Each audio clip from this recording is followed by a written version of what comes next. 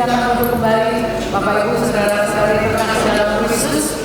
Sebelum saya memperkenalkan tamu pembicara, saya mau untuk video klipnya ditayangkan dulu, ya, supaya saya menandatangannya nggak lama-lama, nggak salah, karena ini sahabat baik saya dan proses. Saya mau video klip ditayangkan supaya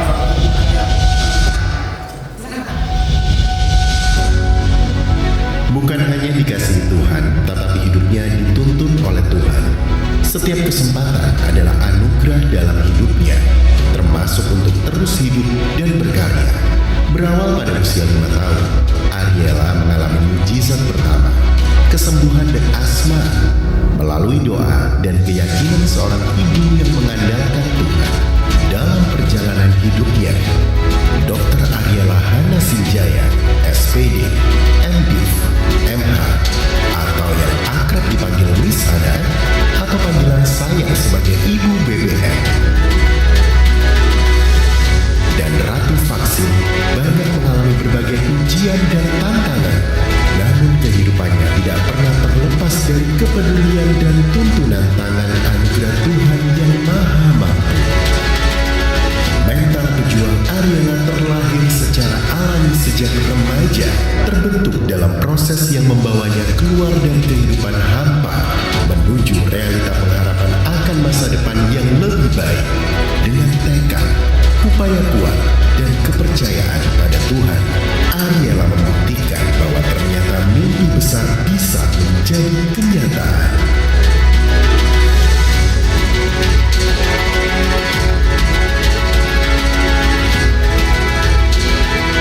Mari kita sambut Ariela Hana Sinjaya.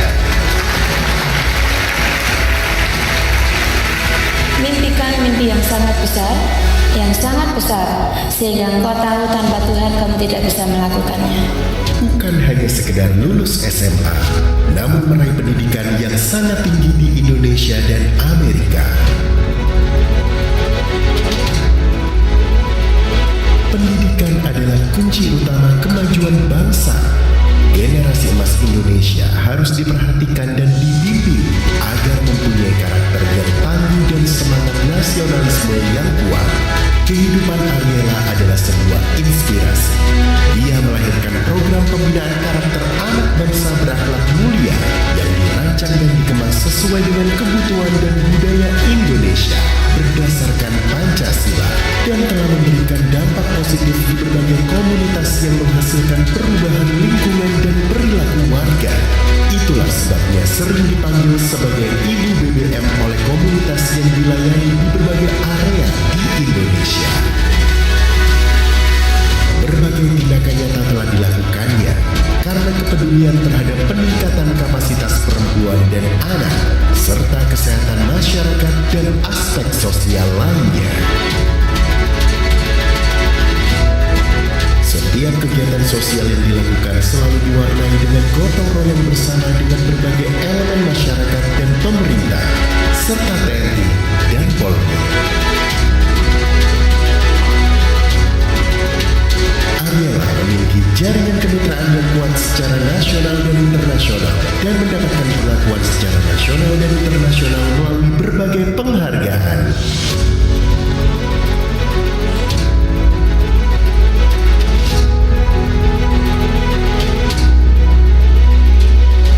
Bukan jabatan, kedudukan, atau penghargaan yang dia harapkan. Ariela sudah berkarya dengan berbagai tindakan nyata walau tanpa jabatan, dan akan tetap berkarya karena dia sudah selesai dengan dirinya sendiri. Bahkan Ariela harus merelakan impian pribadinya demi untuk panggilan perjuangan di arena Pesta Demokrasi 2024 sebagai seorang calon anggota DPR RI Dapil Jawa Timur 1 atau Surabaya dan Sidoarjo. Setiap langkah yang dia pilih sesungguhnya sangat mahal, sebab it costs her life. Namun dilakukan dengan rela dan penuh kesadaran sebagai seorang anak bangsa Indonesia yang wajib mengabdi kepada ibu pertiwi. Hanya satu kerinduan saya, yaitu memperjuangkan aspirasi rakyat yang masih terlupakan, supaya segala aspek kehidupan dan kesejahteraan yang merata bagi seluruh rakyat Indonesia, dan berjuang bersama generasi Z yang masih dalam proses pencarian jati diri menuju transformasi generasi emas, karena mereka adalah pemimpin masa depan yang unggul dan hebat bagi Indonesia gemilang. Saudaraku sebangsa dan setanah air, mari berjuang bersama dengan saya, Ariela Hana Sinjaya. Dukungan Anda merupakan investasi berharga yang akan memberikan dampak positif bagi masa depan bangsa dan negara Indonesia kita yang tercinta. Merdeka, merdeka, merdeka. Amin. Mari kita sambut untuk kemuliaan Tuhan. Terima kasih sudah berkenan mampir ke Surabaya.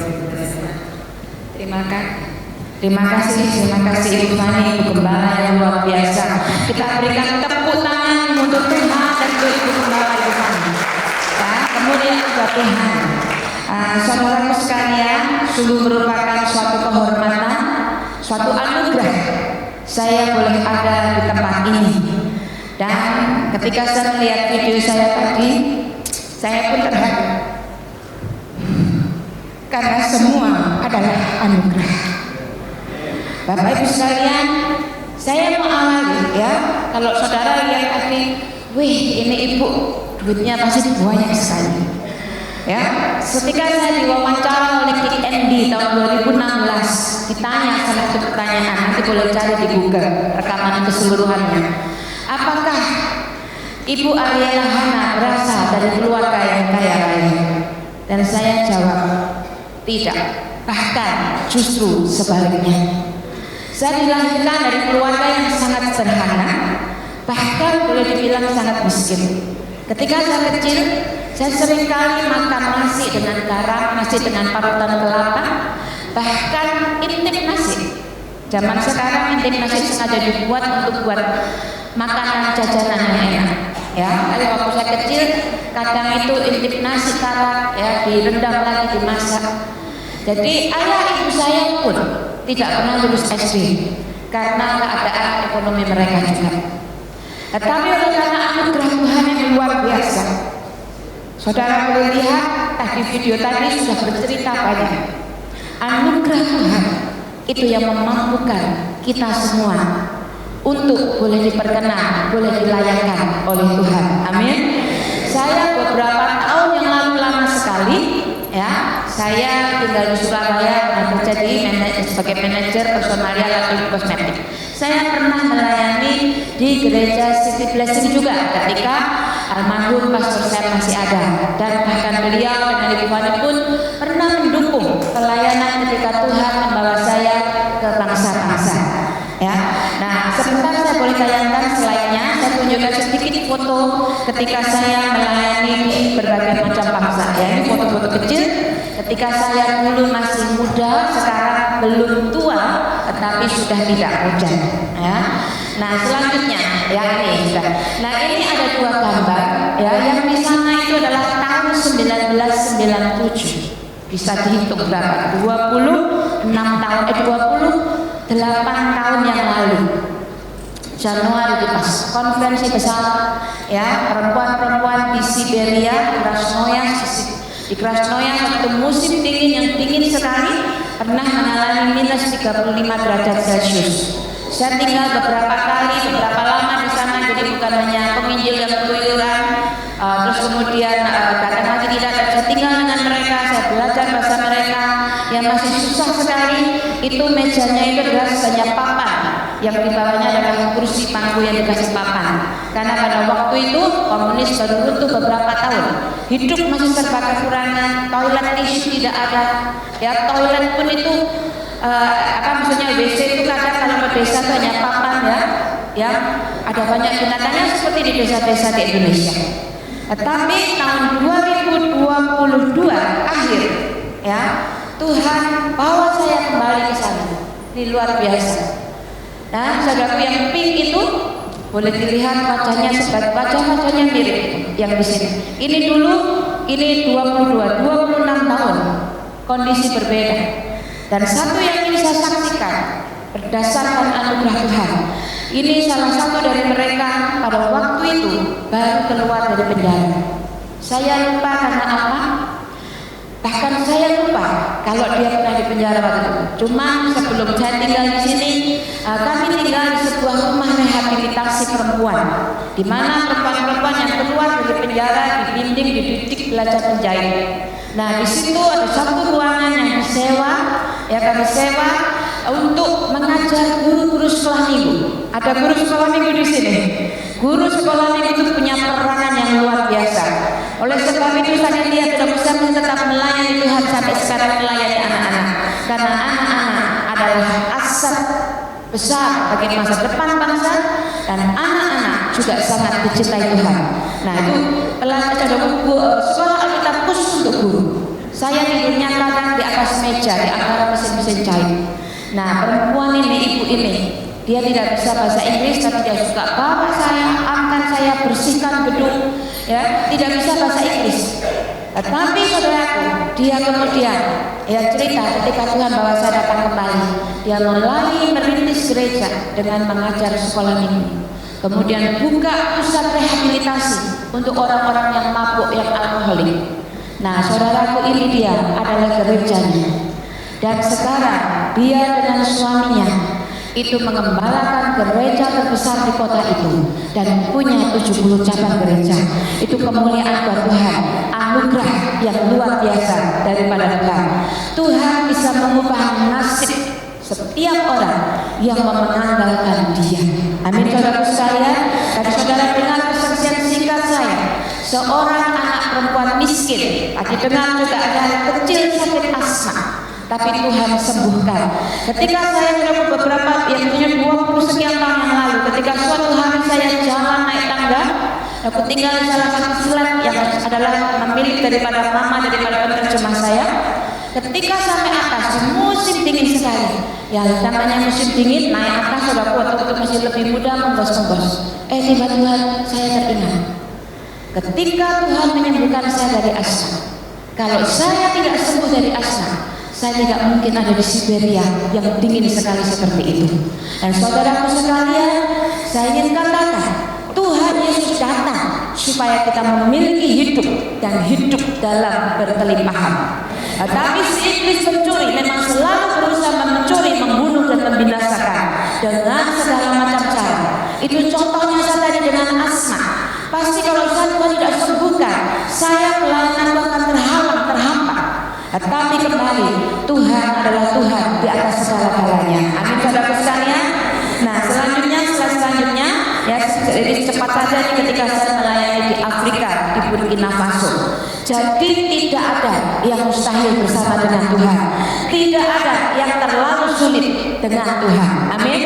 Tapi saudara mendengar, moto saya adalah mimpikan mimpi yang sangat besar.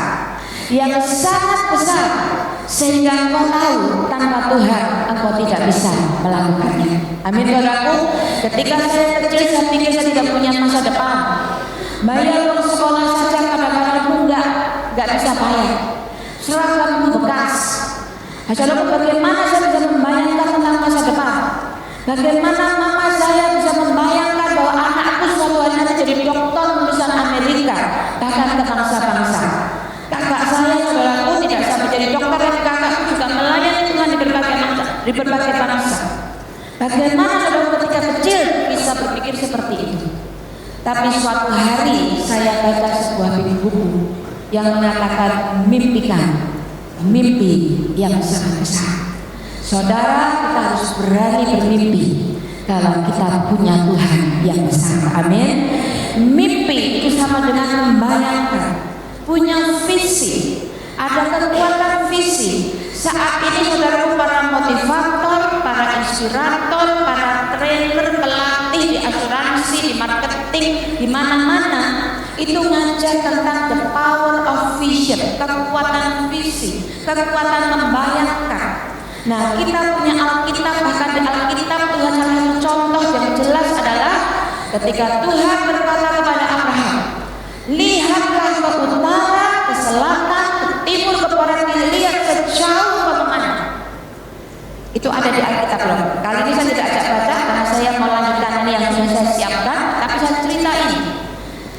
sebagai dasar ada kekuatan di dalam visi. Tuhan berkata, Abraham lihat ke utara, ke selatan, ke timur, ke barat. Sejauh kau memandang, negeri itu diberikan kepadamu. Saudara, kita harus berani bermimpi, berani punya visi. Abraham sudah kuat, Sarah sudah kuat, tetapi dapat janjinya Tuhan akan punya anak jadi bapak bagi banyak bangsa. Tuhan bawa Abraham keluar, lihat bintang di langit, itu semuanya. Tuhan ngomong seperti bintang itu yang gak terhitung, demikian juga keturunan. Abraham kira-kira lalu dia bayangkan, keturunan banyak sekali seperti pasir, ada keturunan banyak sekali.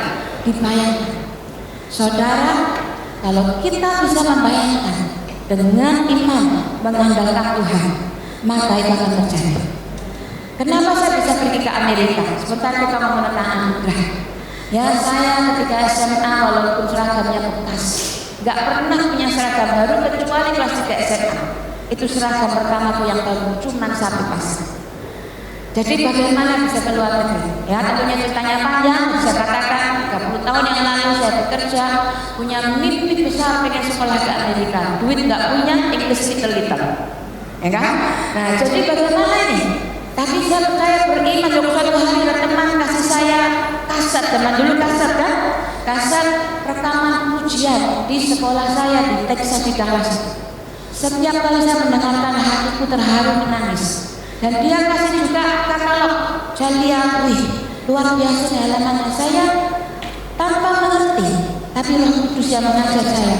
Saya mulai lihat, kira-kira saya bisa kesini apa enggak ya suatu hari ya. Saya mulai bayangkan, saya kira-kira berdiri dari sini memuji Tuhan seperti ini. Terus kemudian saya buka lagi, ini adalah tempat kafetarianya, ini perpustakaannya. Saya bayangkan, saya bisa enggak? Kayaknya saya bisa bayangkan. Sehingga kemudian ketika saya ada di sana, saya langsung foto di tempat yang pernah saya bayangkan. Nah, setiap hari saudaraku saya katakan, Tuhan, Engkau sedang berjalan di depanku. Engkau membukakan pintu bagiku. Dan Tuhan, walaupun pintunya double, bahkan di palang besi, Tuhan akan membuka, menghancurkan palang besi itu dan membawa saya masuk. Karena ini ada di dalam Yesaya 45. Tuhan berjalan di depannya kita. Lalu saya ucapkan, setiap hari saya katakan, kakiku sedang melangkah ke Amerika. Makin hari makin dekat ke Amerika, padahal masih di Surabaya bekerja, ya kan? Lalu saya katakan tadi dengan iman saya mulai bayangkan. Bahkan ketika saya ada di pesawat menuju ke Amerika, kalau saya cerita semua detail sampai besok pagi habis, ya. Jadi ketika saya kemudian pokoknya di atas pesawat, saudaraku, yang saya kemudian sebenarnya itu terima beasiswa separuh yang dibayar kerja. Bukan berarti dibayar kerja karena ada little-little, kemudian kerjanya bersihkan toilet, bersihkan atap yang tinggi seperti ini kira-kira, naik tangga tinggi, ya. Saudaraku, tapi separuhnya harus bayar. Separuhnya ini sebenarnya saya nggak bawa uang, nggak punya uang. Di atas pesawat saya puasa, pada itu makan enak-enak sekali.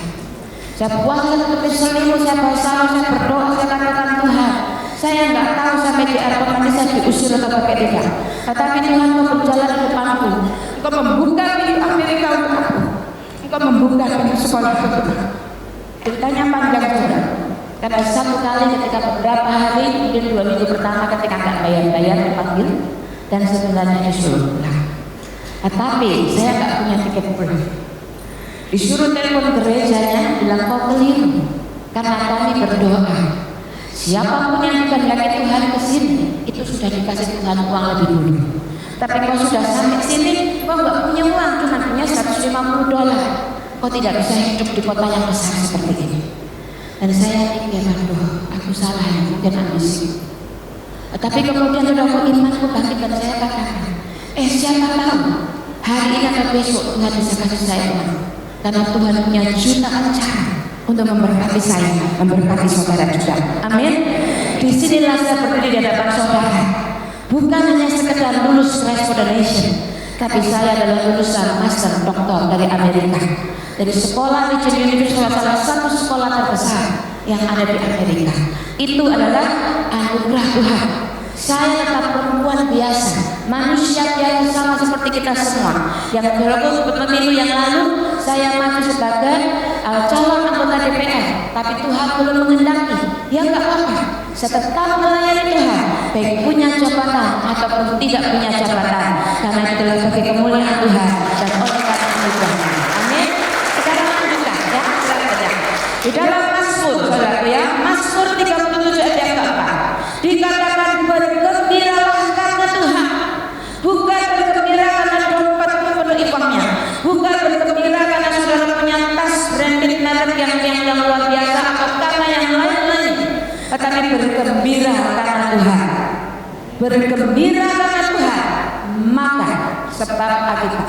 Kalau kita bergembiranya karena Tuhan, bergembira karena bukan apa yang kita miliki, tapi bergembira karena Tuhan, maka Ia akan memberikan kepadamu apa yang diinginkan hati. Saudara, setiap orang punya keinginan, ya, apa keinginan. Kemudian selanjutnya, serahkanlah hidupmu kepada Tuhan dan percayalah kepadanya, percaya, ya, dan Ia akan bertindak. Ia akan memunculkan kebenaranmu seperti terang dan hakmu seperti siang.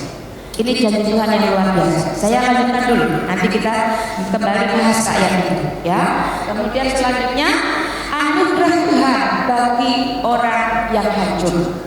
Ya, saudara, dalam Mazmur saudara dikatakan, ya, saudara saja baca di rumah, bahwa Tuhan itu begitu dekat dengan orang yang patah hati, orang yang hancur hatinya, tidak direndahkan, tidak diremehkan.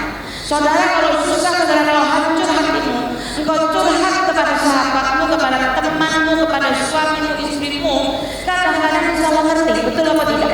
Curhat kepada hamba Tuhan pun kadang salah ngerti. Itu contohnya hanya di Alkitab. Nangis aja pendetanya salah paham, Pak Eli salah paham. Tetapi Tuhan itu dekat dengan orang yang hancur hati.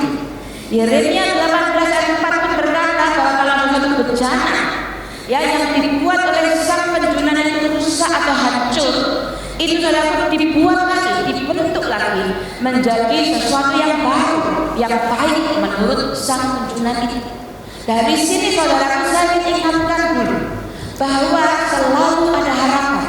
Tidak peduli apapun yang hancur, yang rusak dalam hidupmu di masa yang lalu. Tidak peduli kondisi apapun yang sedang terjadi atau pernah yang saudara alami. Saudaraku, di tangannya Tuhan selalu ada harapan. Amin. Di tangannya Tuhan selalu ada harapan. Oleh sebab itu saya selalu berkata kepada diriku dan ketika kepada Tuhan, ketika saya menangis hancur, saya berkata, Tuhan, aku memilih untuk hancur di tangan-Mu. Karena di tangan Tuhan Engkau akan membantu aku kembali daripada aku hancur karena dunia. Amin, saudaraku. Selanjutnya saya ingin ajak saudara melihat tentang gambaran anugerah melalui kehidupan Nabi Hosea. Nah, ini ada di dalam Hosea 1 ayat 1 sampai 29. Dicatatkan ya saudaraku ya, saya yakin jemaat di tempat ini cinta firman Tuhan. Tidak cuma dengar khotbah pulang, sampai di rumah dibaca lagi, dikunyah lagi, dijadikan bagian daripada kehidupannya. Nah, Hosea ini saudaraku, mungkin ada yang sudah pernah dengar, Hosea mendapat perintah dari Tuhan untuk menikahi seorang perempuan Sunda. Ya, perempuan Sunda yang ketika sudah dinikahi punya anak pun masih pergi lagi gelisah menyunda lagi. Nah, ini adalah kenapa Tuhan menyuruh Hosea demikian. Karena Tuhan sedang berbicara kepada bangsa Israel memakai gambaran keluarganya Hosea. Tetapi saya ingin katakan, jangan sampai ada di sini berkata, Ibu Fani, Tuhan suruh saya menikah dengan istrinya orang atau dengan Sunda dengan ini, ya kan? Bukan begitu ya, ceritanya lain juga. Nah, keluarga Hosea saudaraku ya, sudah tahu dia harus menikah dengan Sunda. Nah, Hosea 3 1 sampai 5. Ini istrinya berzinah lagi. Jadi perbuatan Hosea mengambil kembali istri yang tidak setia itu merupakan isyarat bagi Israel bahwa penebusan Tuhan harus dipahami. Karya kasih Tuhan cuma gratis sebagai bentuk kasih karunia dan belas kasihan.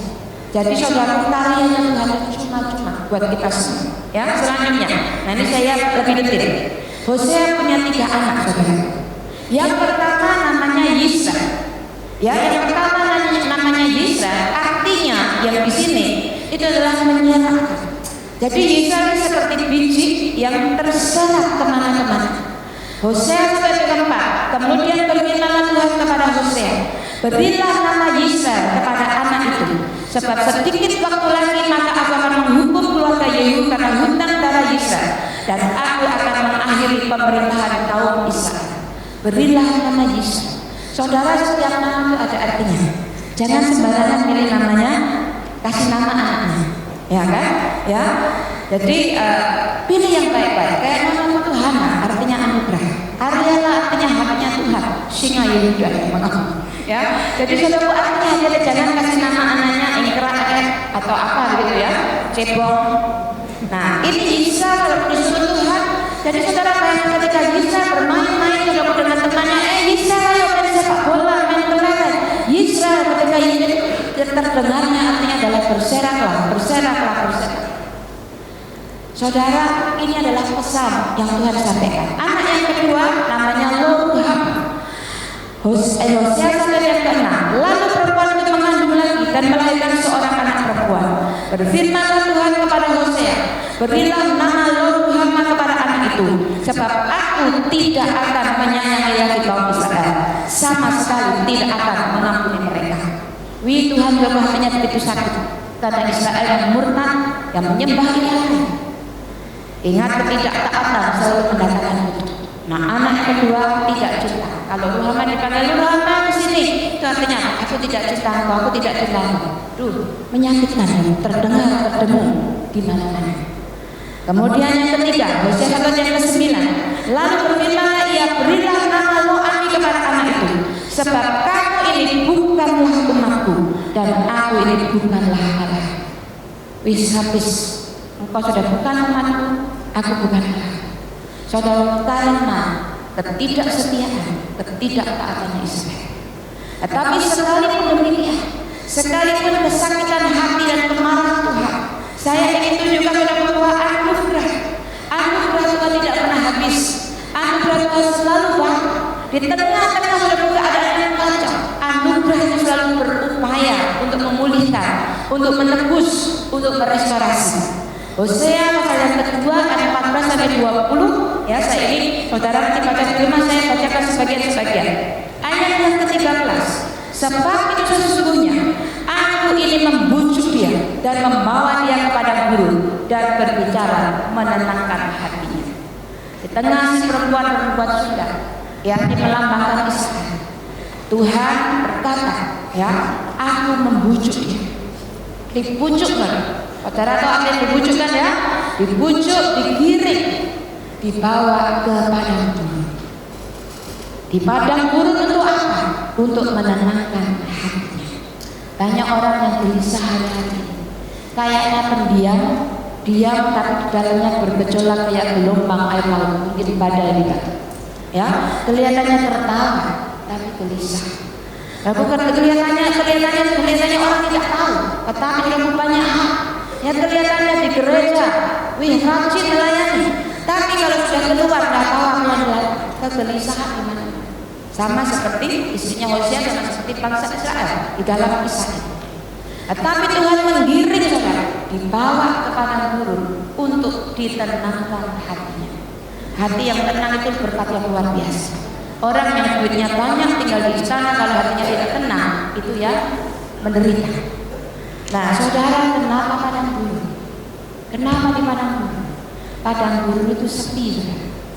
Tidak ada siapa-siapa. Zaman dulu nggak punya telepon, zaman sekarang di padang gurun itu tidak ada senang. Ya kan, mau curhat sama siapa? Mau cari teman siapa? Walaupun dia gelisah-gelisah ketika dia tidak bisa siapa. Supaya di padang gurun hanya ada dia dengan Tuhan. Saudaraku, kalau sedang mengalami padang gurun, ya, jangan khawatir, kita sebentar akan dengar. Karena itu adalah karena Tuhan sedang menggiring engkau, supaya hanya engkau dengan Tuhan. Kita manusia cenderung cari bantuan orang lain. Kita manusia cenderung cari orang dulu, curhat dulu sama orang yang kita anggap baik, sahabat kita. Tetapi orang itu pun belum tahu persis apa yang kita rasakan. Sehingga Tuhan mengizinkan saudara untuk ada di padang gurun, untuk supaya kau ditenangkan. Ayat berikutnya ini luar biasa. Aku akan memberikan kepadanya kebun anggurnya dari sana dan membuat lembah Akor menjadi pintu pengharapan.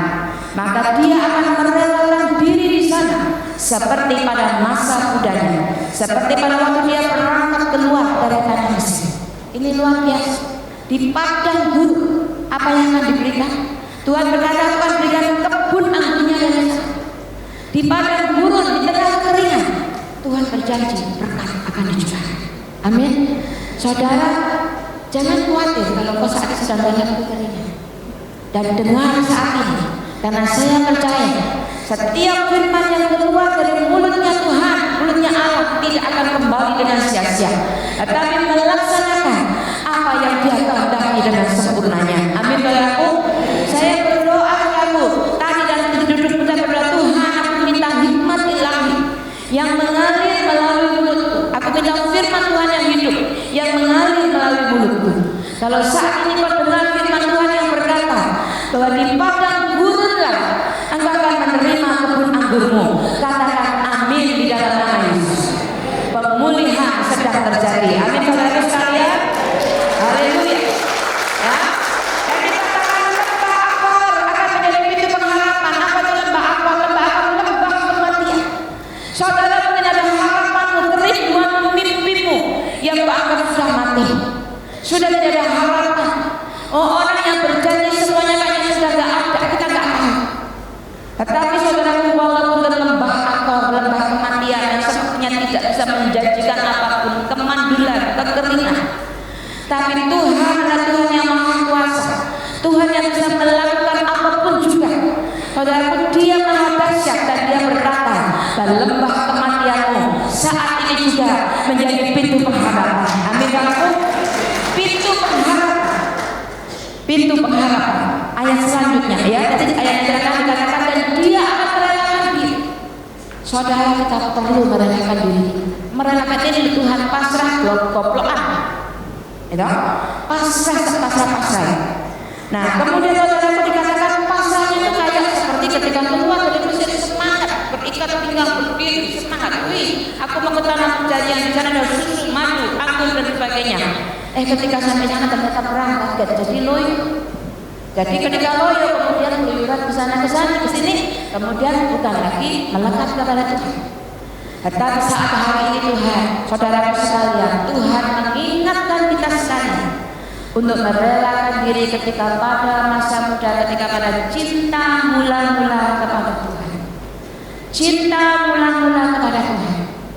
Ya, saudaraku, cinta yang sembara kepada Tuhan. Itu yang Tuhan rindukan. Ayat selanjutnya, ayat 16. Pada waktu itu, demikianlah firman Tuhan, aku akan memanggil aku suamiku, tidak lagi memanggil aku Baalku. Ayat 17, lalu aku akan menjauhkan nama para Baal dari mulutmu, maka nama mereka tidak lagi disebut. Ini pemulihan hubungan intim lagi. Saudara, gak usah tanda tangan. Siapa yang hubunganmu sudah gak intim lagi dengan Tuhan? Ini adalah titik poin di mana engkau harus kembali intim dengan Tuhan. Engkau suamiku Tuhan, aku kekasihmu Tuhan. Yang laki-laki mungkin susah ngomong kau suamiku Tuhan, ya Tuhan bukan homo loh, tidak ada, ya. Tapi maksudnya ini keintiman, hubungan yang luar biasa ini, keakraban yang luar biasa. Saudaraku sekalian dalam keintiman dan kemudian yang sehingga yang nama Baal, yang lain-lainnya dari Baal ilah zaman modern ini, uang itu bisa jadi ilah, kedudukan jabatan bisa jadi ilah, ya apapun dari kekuasaan manusia bisa jadi ilah. Tetapi kita mau menjadikan Dia Tuhan, pencipta alam semesta, Tuhan yang maha tinggi, Tuhan yang kita kenal di dalam nama Yesus Kristus. Itu yang menjadi Tuhan kita. Amin. Di luar sana saudara, banyak orang yang lebih mencintai alam semesta daripada Tuhan yang menciptakan alam semesta. Di luar sana saudara, banyak orang saat ini belajar dan memang secara ilmiah saudaraku bisa dibuktikan. Tetapi sangat disayangkannya adalah saudaraku, orang tertentu yang lebih mempercayai dan mengandalkan alam semestanya daripada Tuhan. Nah, kita yang mengenal firman Tuhan, kita yang tahu bahwa kita diciptakan menurut gambar dan rupanya Tuhan, kita mengandalkan Dia yang ada di atas segala-galanya. Amin. Dan kita harus punya hubungan yang akrab dengan Dia. Saudara bayangkan kalau punya hubungan yang akrab dengan Dia, kita masih ngerti kan keinginannya? Kita pasti saudara mengerti apa yang isi hati. Oleh sebab itulah tadi masuk 37 yang pertama saya bacakan. Kalau kita bergembira karena Tuhan, kita ngerti apa yang bergembira Tuhan, yang kau senang, ya aku senang, yang kau sedih, aku juga sedih. Ayatku yang hatimu hancur, aku juga hatiku hancur. Jadi kita ngerti apa yang jadi keinginan Tuhan. Kalau kita cinta Tuhan, kita tahu keinginannya jadi keinginannya kita. Lah kalau keinginannya Dia jadi keinginannya kita, pasti Tuhan kasih. Paham ya Bapak Ibu sekalian? Yang punya anak-anak kecil yang pengen mainan, pengen beli ini beli itu, kadang saudaraku ada yang anak-anak berkata kalau itu kenapa dikasih kalau saya tidak. Tapi kalau diperhatikan, kadang-kadang yang sering dikasih itu karena anak ini dia ngerti keinginan orang tuanya. Kalau yang aku ingin ini orang tuaku juga pasti senang, sehingga dia akan dikasih. Paham ya saudara sekalian? Perlu punya hubungan yang akrab supaya keinginannya jadi keinginan kita. Lanjutnya ayat 18, ini luar biasa. Aku akan mengikat perjanjian bagimu pada waktu itu dengan binatang-binatang di padang, dengan burung di udara dan binatang melata di muka bumi. Aku akan meniadakan busur pernah padang dan alat pedang dan alat perang bagi negeri, dan aku membuat engkau berbaring dengan tentram. Ini kalau direnungkan bisa dibayangkan. Ini hidup yang damai, nggak ada perang, nggak ada busur, nggak ada piring terbang di rumah saudara, nggak ada kursi terbang, rumput tenang, damai. Bahkan saudara dikatakan burung-burung semua sudah mengikat perjanjian, semua ini bergaul akrab dengan alam semesta. Ini yang banyak dipakai saudara oleh orang-orang yang juga meditasi. Kita saudara harus punya saat teduh, renungan harian, meditasinya dengan Tuhan. Karena Tuhan yang akan membawa kita saudara, kita berdamai dengan diri kita berdamai dengan alam semesta seperti ayat ini berkata. Dan itu adalah perjanjian yang luar biasa yang Tuhan berikan kepada kita. Ya, dan dikatakan jadi kita akan berbaring dengan tentram. Tidak mikir besok utang itu bagaimana ya, besok bayar listrik bagaimana ya, uang sekolahku bagaimana ya, kok aku sudah umurnya sekian belum menikah ya, kok aku sudah mau menikah tapi nggak punya uang, kemudian ini calon mertua aku matre kayak apa bebas. Tuhan yang tidak tentram. Tapi kalau kita diperbaharui hubungan kita dengan Tuhan, kita hidup dengan tenang, dengan tentram, sehingga kita bisa melihat segala sesuatu dari kacamatanya Tuhan, dari pikirannya Tuhan. Amin. Amin ya. Nah kemudian dalam ayat ke-19, aku akan menjadikan kau istriku untuk selama-lamanya, dan aku akan menjadikan kau istriku dalam keadilan, kebenaran, kasih setia dan kasih sayang. Aku akan menjadikan kau istriku dalam kesetiaan, sehingga engkau akan mengenal Tuhan. Saudaraku, ini belum terlalu kenal. Jadi Tuhan mau aku jadikan kau ini, aku jadikan ini sehingga engkau mengenal Tuhan. Tuhan sudah sayang terlebih dahulu kepada kita. Dan ini luar biasa, saudara dikatakan selama-lamanya. Saudara, di dunia ini lidah dapat tulang. Di dunia ini saudara kesetiaan nggak ngerti. Walaupun masih terikat suami istri, tapi ada kalanya 1-2 kali pasti ada bohong-bohongnya, yuk ngaku. Ya ngakunya tak hati. Tapi walaupun bukan bohong-bohong yang aneh-aneh ya, saudara, tidak ada. Tetapi saudara-saudara, maksud saya adalah hanya Tuhan satu-satunya yang tidak pernah mengecewakan kita. Amin. Karena suamimu, istrimu, saudara-saudaramu, keluargamu, anakmu, orang tuamu, mereka adalah manusia yang belum sempurna, yang masih terus bertumbuh, yang perlu mengenal Tuhan untuk makin hari makin disempurnakan. Tetapi Tuhan yang mengasihi kita begitu sempurna, mengasihi kita dengan keadilan. Di dunia ini banyak ketidakadilan, banyak ketidakbenaran. Tetapi kalau kita bersama dengan Dia telah jaminan kita satu-satunya. Amin saudaraku. Saya tunjukkan ini saudaraku kisahnya daripada keluarganya Hosea yang dipakai Tuhan sebagai cara menunjukkan anugerah yang luar biasa yang berupaya memulihkan. Siapa yang berusaha? Apakah si perempuan itu? Tidak. Yang berupaya adalah Tuhan. Saudara, Tuhan mengasihi setiap saudara dimanapun saudara duduk atau berdiri di belakang. Dan Tuhan dengan segala macam caranya akan memegang engkau dan akan menggiring engkau sehingga hidupmu akan dipulihkan. Kehendak Tuhan adalah lembah kematian ubah jadi pintu pengharapan. Kehendak Tuhan adalah memiliki kebun anggur yang berbuah-buah, bukan hidup dalam kekurangan. Kehendak Tuhan adalah rumah Tuhan ini pun menjadi kebun anggur yang berbuah lebat bagi kemuliaan Tuhan. Amin, saudara sekalian.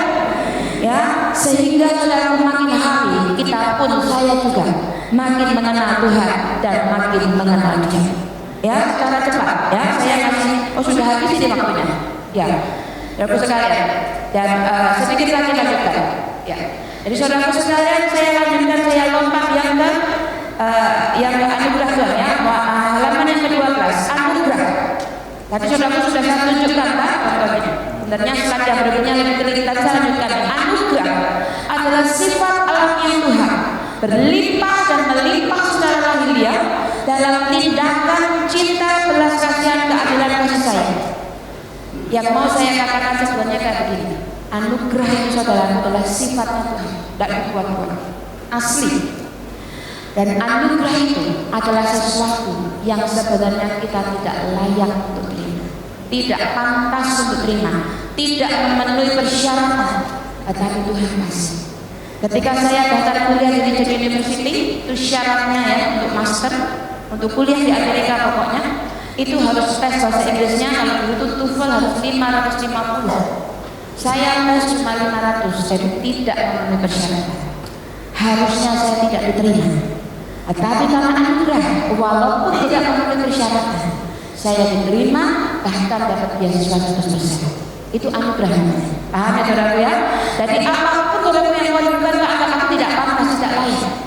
Tetapi anugerah Tuhan memampukan saudara. Amin. Nah, sekarang saudara, langkahnya, caranya supaya ini adalah teknis yang kita perlu lakukan setiap hari. Saya akan lakukan dengan cepat. Ya, 5 menit semoga selesai. Tak waktunya sedikit. Ya, jadi yang pertama adalah hidup dengan penuh syukur. Seperti Filipi 4 ayat 6 berkata, hendaklah kamu jangan khawatir tentang apapun juga. Nyatakan dalam segala hal keinginanmu kepada Allah dalam doa permohonan dengan ucapan syukur.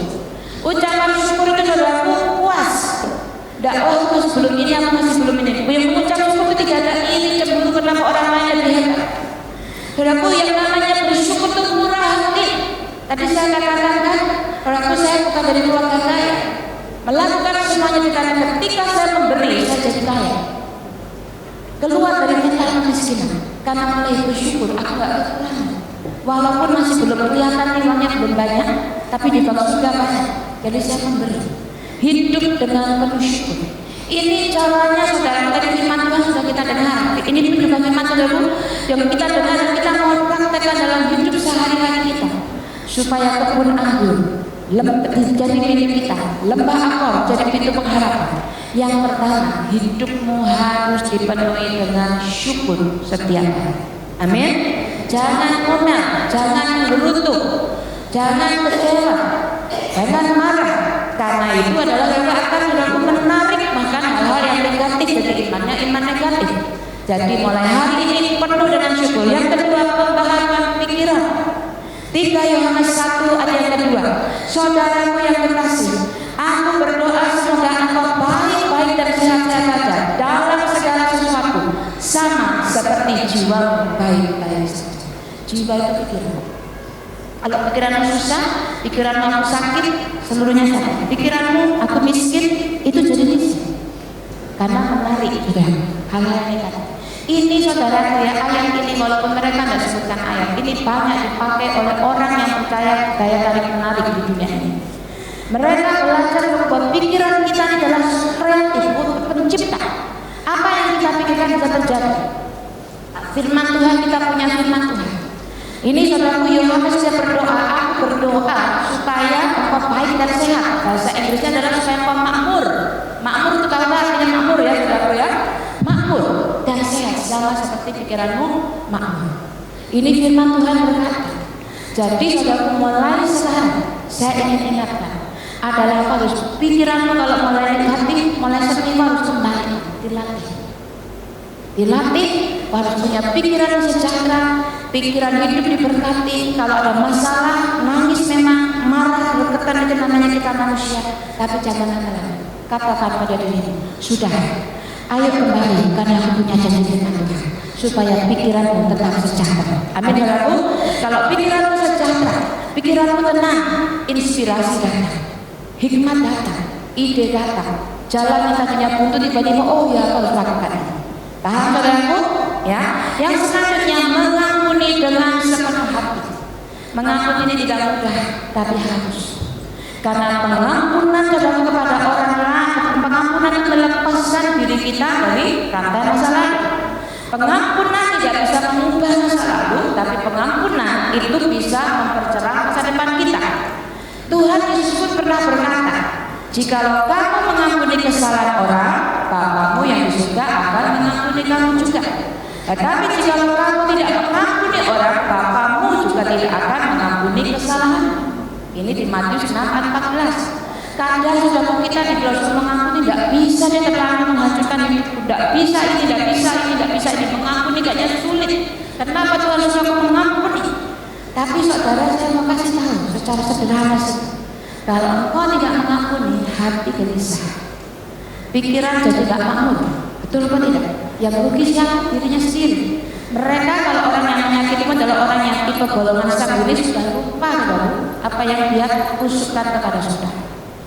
Tapi dalam pikiran ini ini orang di luar sana yang belajar dari New Age dan lain-lain itu mereka tahu bahwa kuncinya untuk mendapatkan hidup berkelimpahan harus mengampuni. Masa kita yang punya firman Tuhan kita tidak mengerti? Ya, karena ketika kita mengampuni, dijaga dari pikiran kita tenang.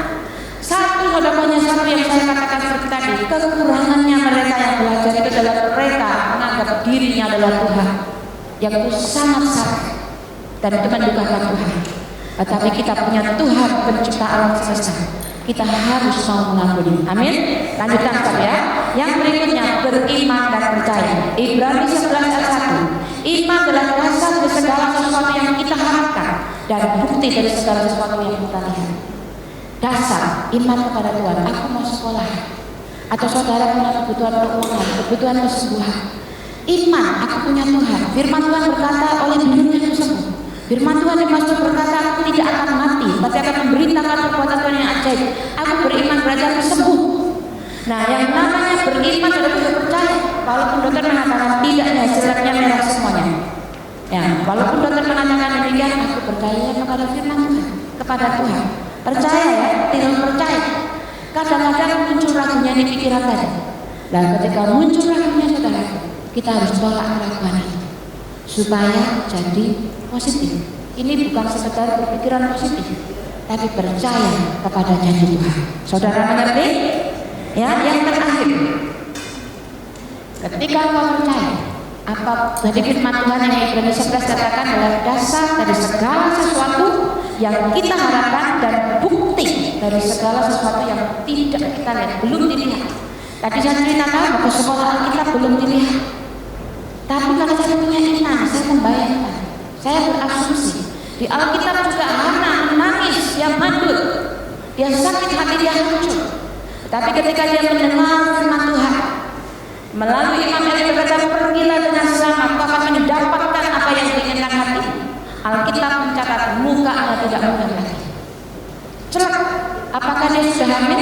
Ketemu suaminya aja belum. Tapi namun suka tidak, karena dia sudah berasumsi, percaya, beranggapan saya sudah terima. Bahkan dalam perjalanan pulang dia menyanyi memuji Tuhan. Wih, kayak anaknya sudah lahir pada bulan itu.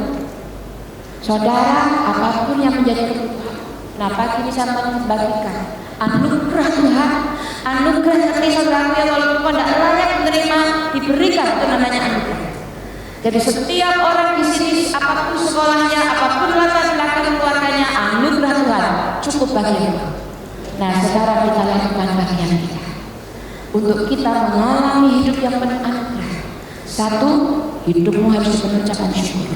Kedua, tadi dikatakan akan hidup bersyukur, kemudian pembaharuan pikiran.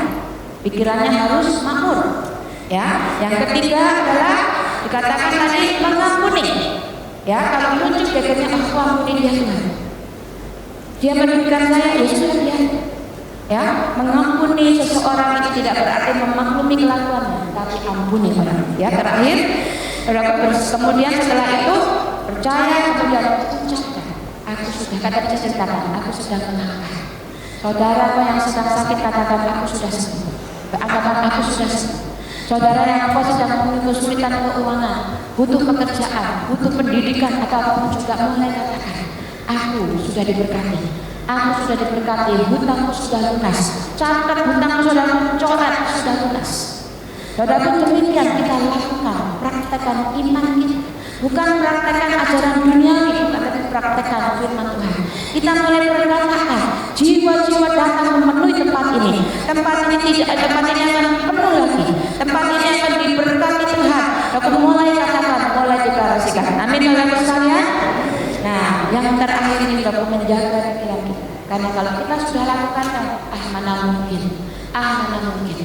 Nah, saudara, kembali kita ingat tiga yang harus tadi. Pikiranku harus sama seperti Daud, tertulis dalam Mazmur 42 ayat 12. Mengapa engkau tertekan, hai jiwaku? Kalau jiwanya tertekan, Daud nama, hei jangan tertekan. Mengapa engkau tertekan? Mengapa engkau gelisah dalam diriku? Berharaplah kepada Allah, sebab aku bersyukur lagi kepadanya, penolongku dan Allah.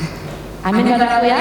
Ketika keraguannya muncul, ketika ajakan datang, Daud berkata, hei Daud, ngapain kau bawa alih-alih seperti mau berhadapan dengan anjing? Tapi Daud melihat seperti melihat bayangan, dia berasumsi, Tuhan yang pernah melepaskan aku, membuat aku menaklukkan singa dan harimau, hari ini juga ini si raksasa ini pasti itu saya di dalam bayangan Daud. Amin ya saudara sekalian. Ini yang saya ingin bagikan kepada saudara. Ya, slide yang berikutnya, yang terakhir ya, langkah praktis. Saudara kita bersyukur, mengampuni, buang segala sampah supaya pikiranmu diperbaharui, percaya, berani membayangkan, ya, berasumsi sudah menerima dan diucapkan. Amin. Setiap hari katakan, aku keturunan Abraham, aku hidup diberkati. Caranya memberkati bagaimana nggak ngerti, tapi saudara katakan, lihat hutangmu yang saat ini kau tidak tahu bagaimana bayarnya, akan tiba waktunya hutangmu itu lunas. Dan Tuhan sudah bekerja saat ini dan sedang bekerja bagi kemuliaan namanya. Amin ya sekalian. Ya. Terima kasih saudaraku. Kita akan tunduk kepala sebentar, saudaraku, sebelum saya serahkan kepada Ibu Fani. Ya. Kita mentundukkan kepala sebentar, mungkin musik boleh menyanyikan satu lagu.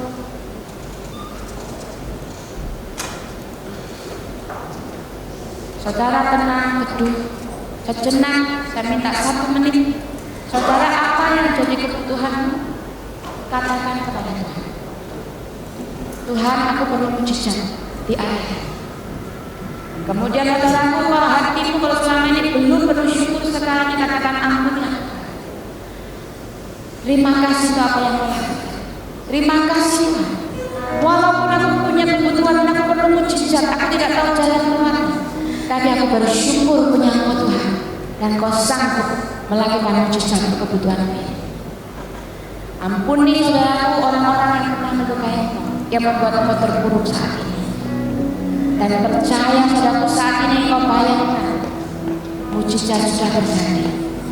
Engkau sudah sembuh, hutangmu sudah lunas, suamimu, istrimu sudah berubah, anakmu sudah berubah, masalah apapun juga sudah berubah.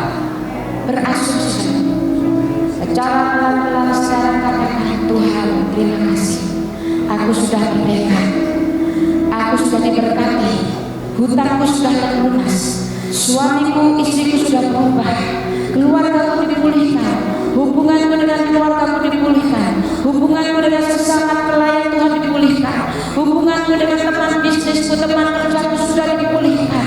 Tuhan terima kasih, aku diberkati, tanganku diberi kekuatan untuk menerima kekayaan, kemakmuran daripada Engkau. Kebun anggurku diberikan kepadaku, kebun anggurku berbuah-buah, lembah kematian sudah tidak ada lagi karena sudah diubah jadi pintu pengharapan. Dan aku saat ini masuk di dalam pintu pengharapan itu untuk menikmati anugerah yang luar biasa. Aku tidak akan kekurangan lagi, ucapkan berapa, aku tidak akan kekurangan lagi. Hidupku berlimpahan. Aku diberi kekuatan untuk menikmati berkat Tuhan dan menjadi saluran berkat.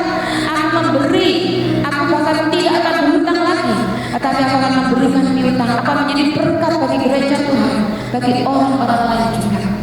Terima kasih Tuhan untuk janji-Mu, untuk janji firman-Mu. Terima kasih untuk anugerah-Mu Bapa. Dan firman-Mu Tuhan tidak akan kembali dengan sia-sia. Bapa, aku menagih janji-Mu. Akan ada kesaksian dari tempat ini, bagaimana setiap pribadi yang tua, yang muda, yang laki ataupun yang perempuan mengalami terobosan, hidupnya diubahkan oleh Tuhan. Terima kasih Tuhan, kemuliaan bagi-Mu ya Bapa. Terima kasih Tuhan.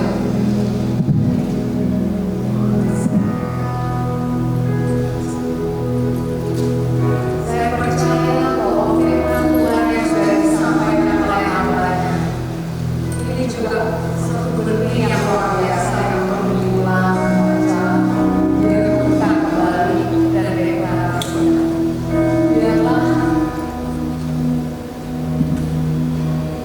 Biarlah kalau nanti ada yang ingin, tinggal WA ke Blessing Center minta PowerPoint-nya.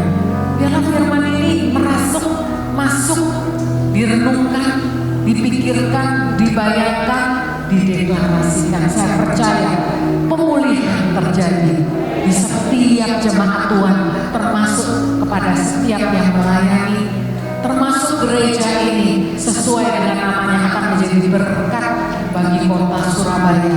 Disinilah terjadi kebangunan rohani yang luar biasa. Terima kasih Tuhan untuk firman-Mu yang luar biasa yang membangkitkan kembali iman kami. Saat ini sebentar lagi kami juga akan memberikan persembahan kami untuk pekerjaan-Mu ya Tuhan. Engkau yang begitu luar biasa, oleh anugerah Tuhan kami diberi benih, kami diberi berkat supaya kami bisa mengembalikan berkat ini ya Tuhan. Kami memberikan kembali apa yang menjadi milik-Mu dengan segenap hati, dengan penuh pengucapan syukur, hanya di dalam nama Tuhan Yesus Kristus. Haleluya, amin. Bapak Ibu bisa mempersiapkan persembahan, bisa diletakkan di kotak persembahan dan kita lihat sebentar. Shalom jemaat yang dikasihi oleh Tuhan. Di hari yang luar biasa ini saya mau mengingatkan kembali bahwa di hari Jumat tanggal 29 Maret kita akan merayakan bersama-sama Jumat Agung dengan ibadah yang bertema I See Grace. Dia datang ke dunia ini untuk memberikan kasih karunia-Nya bagi setiap orang yang mau percaya kepadanya. Maka dari itu mari kita ajak teman-teman kita, keluarga kita untuk bisa bergabung bersama-sama merayakan dan memuliakan Yesus Kristus. Sampai ketemu di ibadah Jumat Agung I See Grace.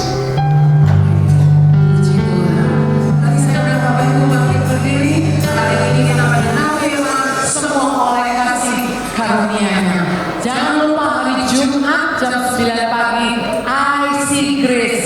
Aku melihat kasih karunia Tuhan dengan spesial drama yang sudah dipersiapkan. Makanya sekarang ada panggung dan sebagainya. Ajak keluarga bersama-sama untuk menikmati kasih karunia Tuhan. Jumat dilanjutkan dengan Minggu Paskah, Jumat Agung, Minggu Paskah, kebaktian jam 9 pagi. Amin. Mari kita berdoa. Bapa Surgawi, kami mengucap syukur untuk kehadiran-Mu yang luar biasa, untuk karya Yesus Kristus di kayu salib yang memampukan kami menerima yang terindah yang tidak layak kami terima. Oleh sebab itu kalau sekarang kami akan kembali ke rumah masing-masing, biarlah berkat anugerah-Mu, berkat surgawi yang sudah Engkau siapkan terlimpah dan termanifestasi di dalam kehidupan kami, sehingga kami pun melakukan kehendak-Mu karena kami meresponi kasih-Mu yang begitu luar biasa. Berkat dari Bapa Surgawi oleh penyertaan Roh Kudus yang akan memimpin langkah demi langkah kehidupan kami, supaya kami senantiasa hidup sesuai dengan kehendak-Mu, dan hubungan kami yang dipulihkan sehingga selalu manis bersama Tuhan Yesus itu luar biasa dan menyertai kami sampai malam-malam.